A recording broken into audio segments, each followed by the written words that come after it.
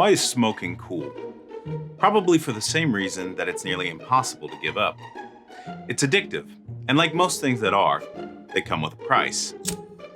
Before we learned that they are a direct link to cancer, advertising played a key role in expanding on 500 years of a cash crop and all things deadly surrounding tobacco.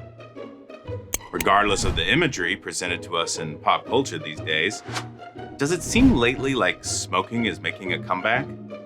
Or will it be eradicated once and for all?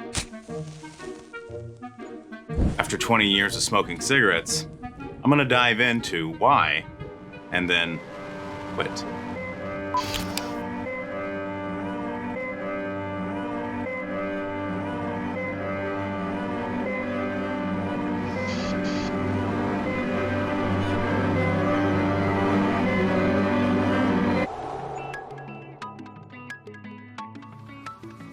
One search online shows a variety of articles on smoking. I was surprised to find just how many articles are in favor of smoking, straight up making the case that cool and smoking are not mutually exclusive, but rather an intertwining and inseparable part of life.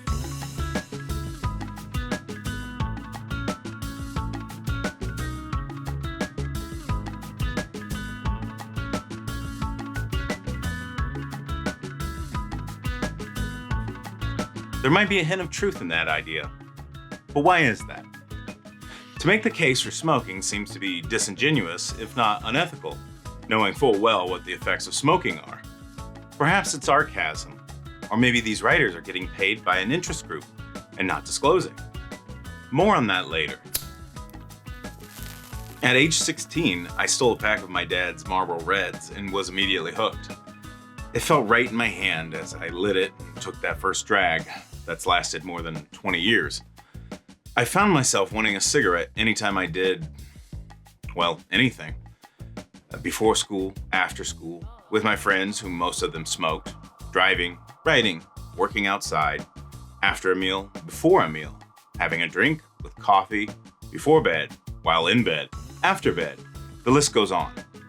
Cigarettes pretty much fill any time you're not smoking. After a while, it just seems natural to have a pack and a lighter with the rest of the accoutrement. What has it done for me over the last 20 years? In fact, what has it done for anybody since it was colonized?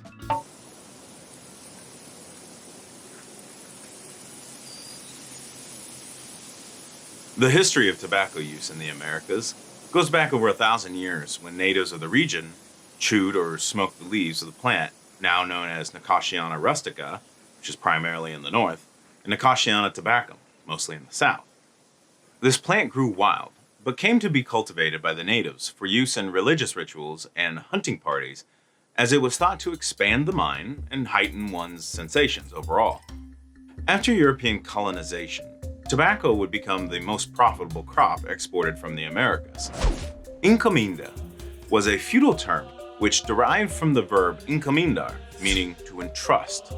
In a rather dubious justification for exploitation, a favored European, or encomendero, could benefit from free labor for any purpose whatsoever, in return for offering local people a certain level of physical protection and an opportunity to be exposed to the Christian religion, and so enjoy the ultimate salvation of their souls.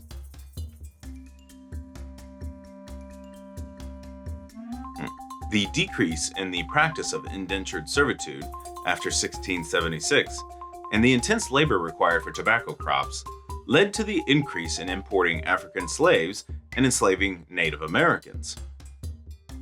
Tobacco was used in the colonies as currency, and so the London merchants could demand payment on the loans in tobacco when planters found they could not pay in cash.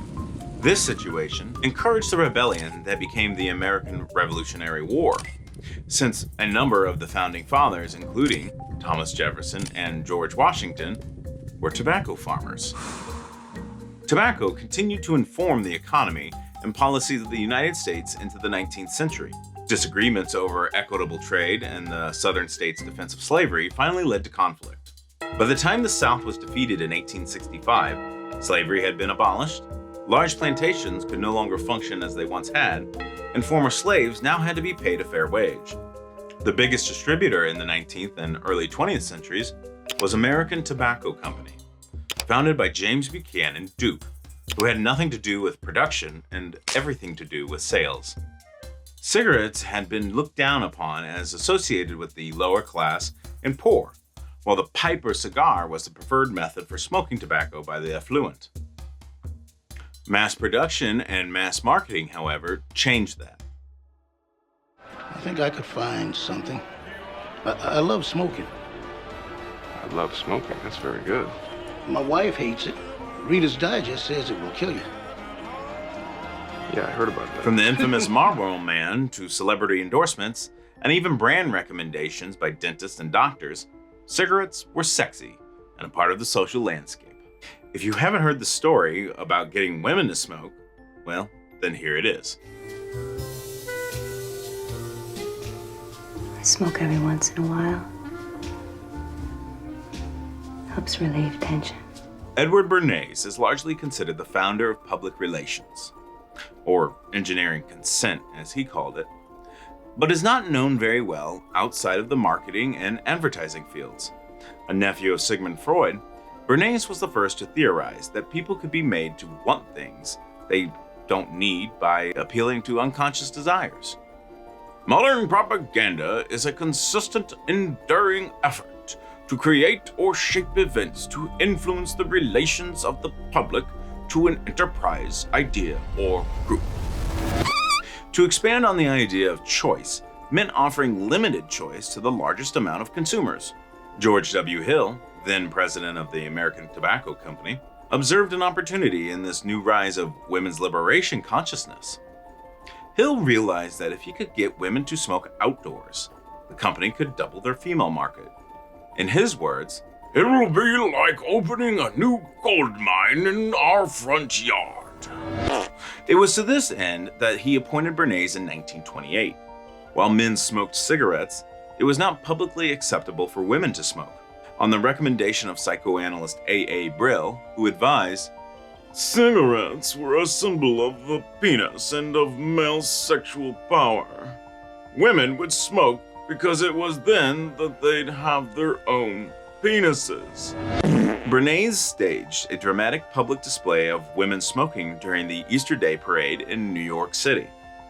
He then told the press to expect that women suffragists would light up torches of freedom during the parade to show that they were equal to men, which commodified women's progress and desire to be considered equal to men.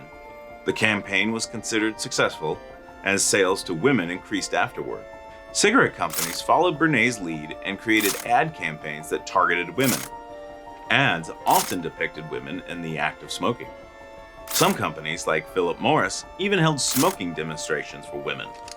Together, these efforts to conflate smoking with freedom and make smoking acceptable for women created a new set of consumers and reinforced Bernays' argument that demand could be created. Oh boy, can it. A cab pop.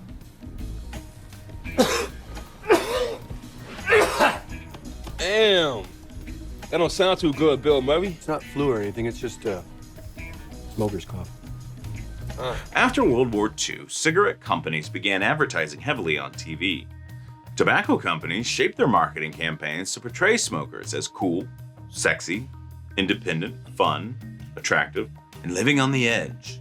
Defining the characteristics of smoking allowed marketing companies to pinpoint exactly how to create a world of wonder around tobacco, especially when they realized marketing to children was the easiest way to have a good consumer for their shortened lifespan.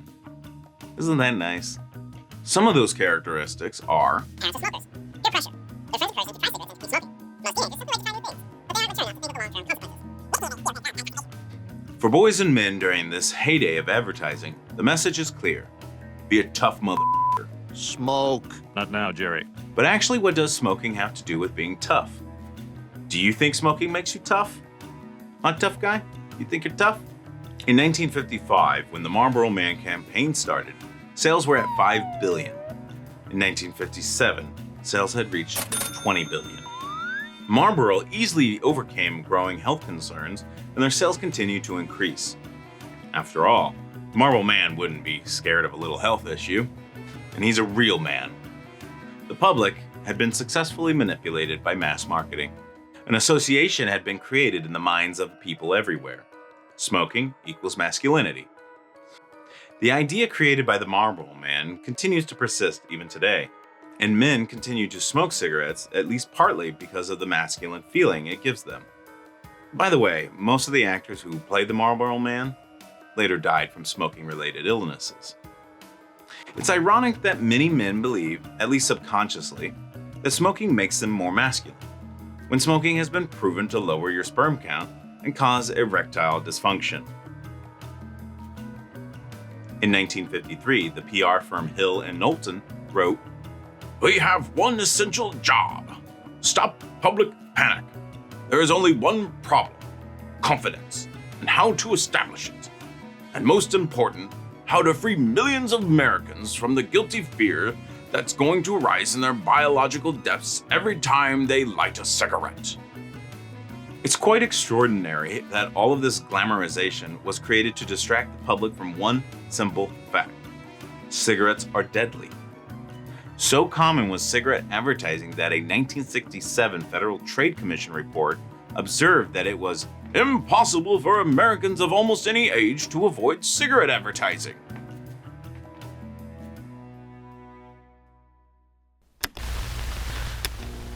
The Philip Morris Company has bought all commercial time on the first half hour of all the network talk shows tonight.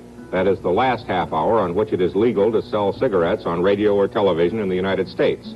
It marks, as we like to say, the end of an era. It's been a long era. Beginning in 1967, the Federal Communications Commission utilized a provision of its Fairness Doctrine that required all TV stations to broadcast one anti-smoking public service announcement for every 3 cigarette ads they aired. These anti-smoking announcements soon proved effective, as the number of U.S. smokers began to decline sharply. The courts upheld the Commission's action against a First Amendment challenge by Big Tobacco. In 1969, bills began to circulate on Capitol Hill, banning all cigarette advertising on TV and radio. It is a judgment of the committee that cigarette smoking contributes substantially to mortality from certain specific diseases and to the overall death rate. In that year, tobacco firms were the single largest product advertisers on television. Sensing that the tide of public opinion had turned against it, the tobacco lobby yielded. Under pressure from public health advocates, Nixon, an 8-bowl-a-day pipe smoker, reluctantly went along.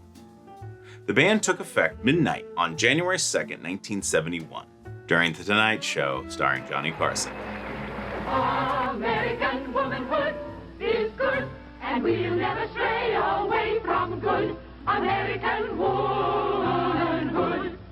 We don't want to vote, women shouldn't vote. We don't want to smoke, women shouldn't smoke. We don't want to do what our husbands tell us to do. Oh, we don't want to smoke. No, no, no, no, no, no. American womanhood is good. You've come a long way, baby, to get where you got to today. Virginia Slims. This is the taste for today's woman. With rich Virginia flavor you like. Tailored slim for your hands, for your lips. Virginia Slims. You got Virginia Slims now, baby. You come a long, long way. The shift in public perceptions is important because perception and the social pressure that comes along with it have been the driving force behind the decline of smoking over the last half-century. While the cartoon mascot Joe Camel hasn't puffed on a cigarette on TV screens since 1971, tobacco imagery in entertainment media and culture is far from gone. The Bear star Jeremy Allen White, pop star Rosalia are just a few of the young famous faces who love to smoke. Griselda, the recent #1 show on Netflix, is hardly ever without a cigarette. Even as national smoking rates have declined to record lows, there has been a pervasive reemergence of smoking imagery on screens, and research shows that higher exposure to some of this imagery makes youth and young adults twice as likely to start smoking. Glamorizing and renormalizing smoking and making it appear cool could threaten the progress the U.S. has made in decreasing tobacco use, which kills 1,300 Americans every day and is still the country's leading cause of preventable death and disease. I admire your courage, Miss... Trench. Sylvia Trench. I admire your luck, Mr. Bond. James Bond. Looks like you're out to get me. It's an idea at that. Social pressure is deliberately used in marketing, often using stealth marketing techniques to avoid triggering reactants.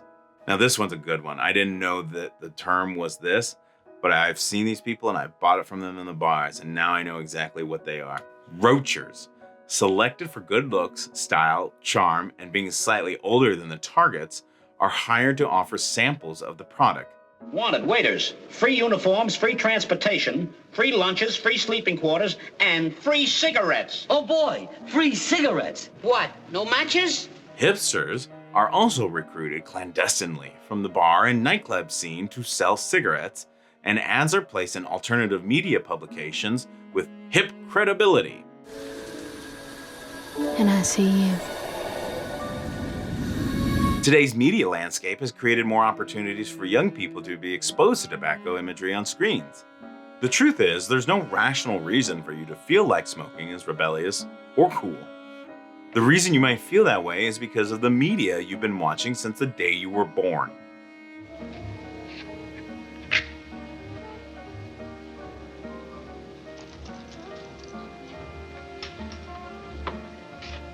Thanks.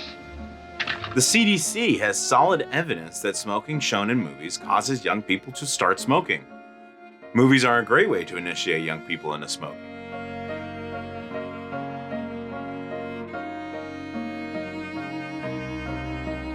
The tobacco industry calls them replacement smokers, to replace the smokers who died from using their product.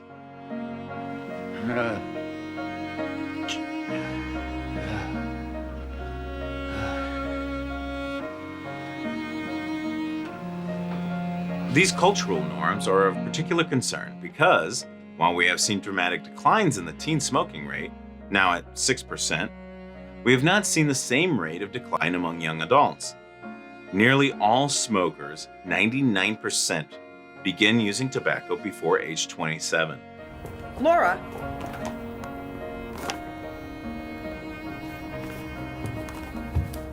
You will never be a smoker if you don't start. I mean it. At the same time, it's becoming something of a symbol of nihilism. The idea that nothing really matters, so why not smoke cigarettes despite the health risks?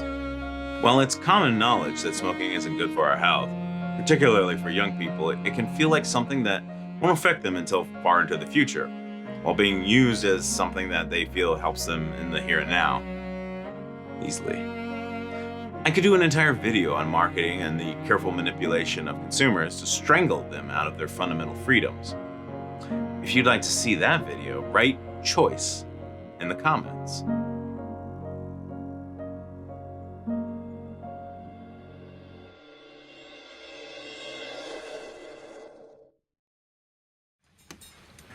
Cigarette. Il y avait une autre chose que je voulais vous demander.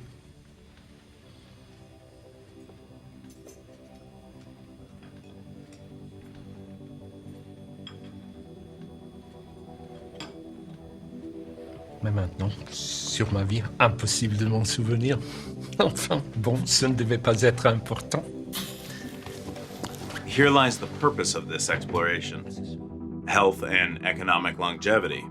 I wanted to have a firm grasp on the reasons tobacco use is still around, and probably will continue to be so. I want to give us a well-rounded understanding of the history of smoking. Broadly speaking, one of the reasons I call this channel Mystery Equals History is if we don't understand the history of a driving force behind a mindset, movement, or motive, then trying to make sense of it is now left to mystery. How can you make well-informed decisions without knowing how you came to that conclusion? You're more than likely willing to just say, meh, meh. Which reminds me of a story my grandmother would tell me about my grandfather and how he quit smoking after 30 years. Apparently my grandfather was a pack-a-day Lucky Strike smoker, and some time ago, they were getting out of the car to go into Kmart, and he had a coughing jag. A pretty bad one because he was coughing so hard, he hit his head on the doorframe of the car, leaving a terrible welt. She laughed at him so hard she had tears, so he took the pack of Lucky Strikes from his pocket, crumbled them up, and threw them on the ground, saying, "Damn those cigarettes." He never touched one again.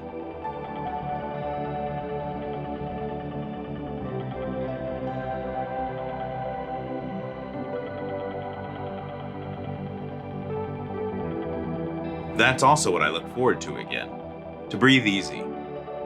The United Kingdom's National Health Service summarizes the health benefits that begin the very day you decide to quit smoking and continue for years to come. After 20 minutes, your pulse rate returns to normal. After 8 hours, nicotine and carbon monoxide levels in your blood reduce by more than half. Oxygen levels return to normal. After 48 hours, carbon monoxide and nicotine are eliminated from your body. Mucus and other smoking debris begin to clear from your lungs. Your senses of taste and smell improve. After 72 hours, you breathe easier. Breathing tubes relax and your energy increases. After 2 to 12 weeks, your circulation improves. After 3 to 9 months, lung function increases as much as 10%. After 1 year, your risk of heart disease is about half that of a smoker. After 10 years, your risk of lung cancer is half that of a smoker. And after 15 years, your risk of heart attack is about the same as someone who has never smoked. That's worth it alone, but if it's not enough then, let me list some of the carcinogens in cigarettes. A carcinogen is defined as any substance that can cause or aggravate cancer. These include acetaldehyde, arsenic, benzene, beryllium, butadiene, cadmium, chromium, ethylene oxide, formaldehyde, nickel, polonium-210, ammonia compounds, carbon monoxide, hydrogen cyanide, and nicotine.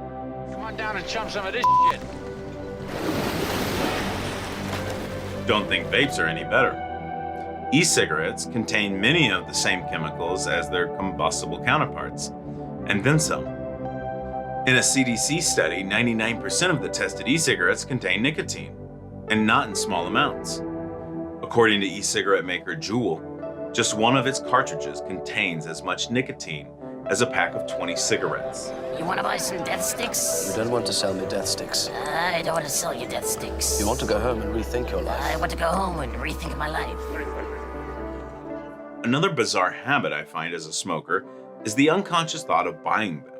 It's invariably easy at any convenience store, gas station, or the plague of dollar stores popping up everywhere that cigarettes are burning a hole not only in your lungs, but also your wallet. $360.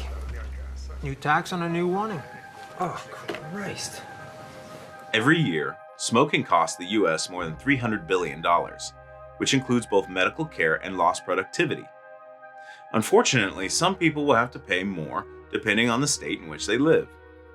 One of the main reasons it's so easy to continue smoking is because smokers don't look at the costs. If you need cigarettes, you're gonna get cigarettes. Taxing it into oblivion does seem to help cessation though. I know I never really wanted to tally up the cost, and most smokers don't want to be shown the numbers because then anger and guilt sets in. So here are some of the averages of 3 states, the out-of-pocket and overall lifetime cost. Are you sure you want to hear this? Of course, North Carolina has the lowest price in the nation. Wonder why that is. Average out-of-pocket cost is $1,730. Yearly average cost is $24,000. An average lifetime cost, $1.2 million. In the Midwest, Illinois' average out-of-pocket cost is $3,103.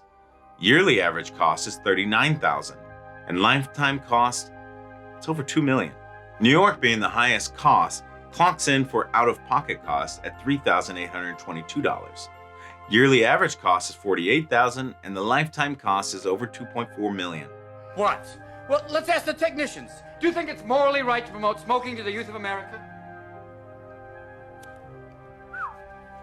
I'm not coming after anybody. I'm just saying, Think of the life spent smokeless for that price. I think I could have afforded buying the car of my dreams over the last 20 years by now. It's not a sports car either. If you've seen the movie Christine, then you know what I'm talking about.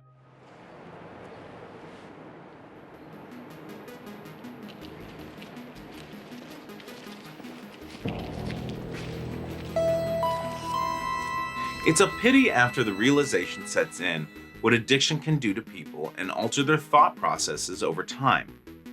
When looking at the costs, it seems irrational to waste so much money on cigarettes. However, logic doesn't play well with emotion.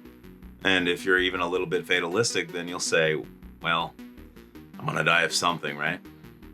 Death is knocking on the door from all sides, and most of us just wish to live a long and prosperous life with minimal pain and suffering. To counter that idea is the tobacco industry. While lighting a cigarette with another cigarette, systematically argues against this idea with fervor and fury. All to pursue maximum profit, which means maximum pain and suffering. They bank on the fact that emotions override logic in this sense and are trying to sneak nicotine into every facet in between.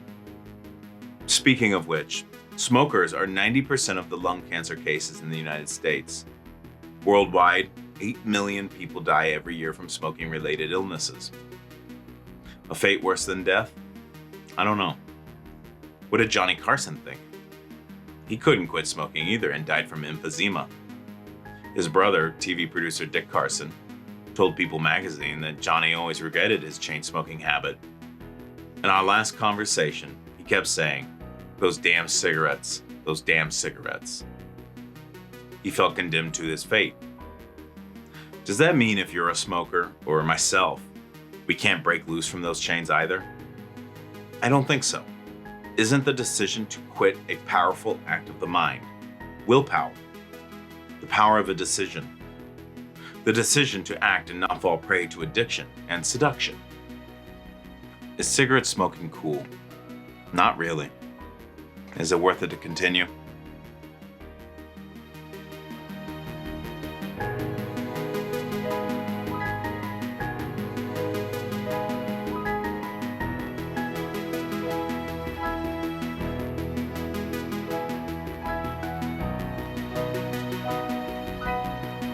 Thanks for watching Mystery Equals History, your source for man entertainment. We'll work on that. I bet you're wondering whether or not I did in fact quit smoking, and I did. I recorded this episode back in July, and that's when I did actually quit. There was some trouble then. Something about a heart attack, quitting smoking, and my father.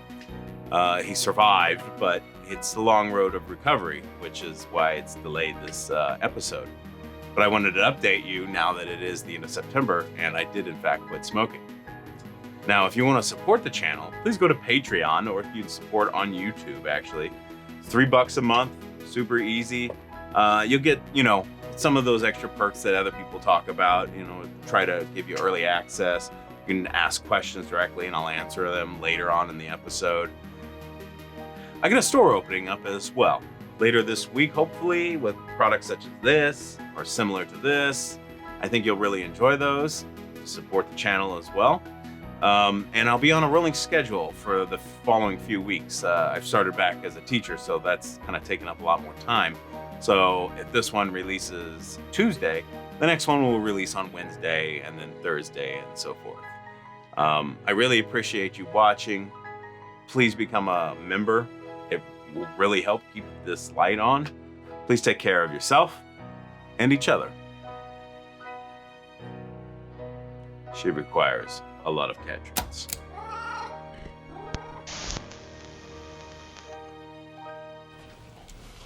Today, smoking is gonna save lives.